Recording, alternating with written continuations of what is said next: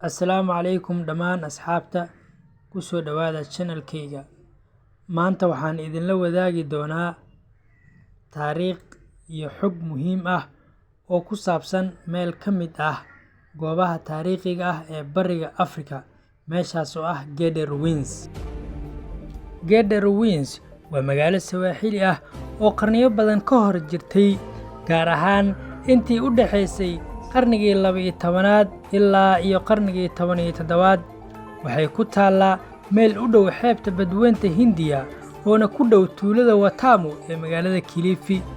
Magaaladan waxay ahayd xarun ganacsi oo muhiim ah oo ay ku noolaayeen dad isku dhaf ah oo Afrikaan, Carab, Faris iyo Hindi ah, kuwaasoo ka wada ganacsan jiray badeecooyin kala duwan.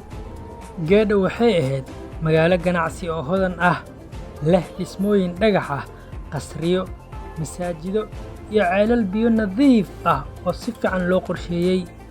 Dadka deganaa waxay ka ganacsan jireen dahab, xaabo iyo waxyaabo kale oo laga kala keenay waddamada Carabta, Farista iyo qaaradda Aasiya.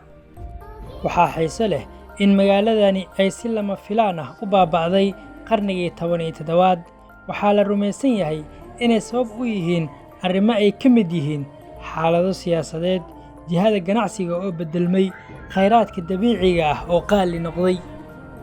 Markaad booqato Gede, waxaad arki doontaa albaabo qurux badan oo dhagax lagu farsameeyay, derbiyo dhagax ah iyo masaajido qurux badan oo muujinaya saameynta diinta Islaamka.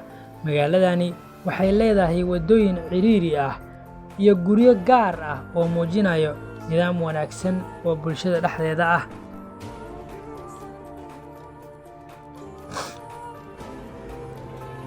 Gede Ruins maanta waa goob dalxiis qaran oo la ilaaliyo, waxa ayna bixisaa fursad qaali ah oo lagu fahmo dhaqanka xeebaha Kenya iyo taariikhda Swahiliga hore.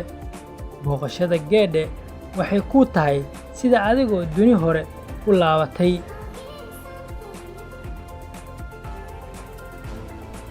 Daawade mahadsanid intaad nala socotay safarkan kooban ee Gede Ruins. Haddii aad jeceshahay, fadlan like, share iyo subscribe garee si aad u hesho xogta Bariga Afrika.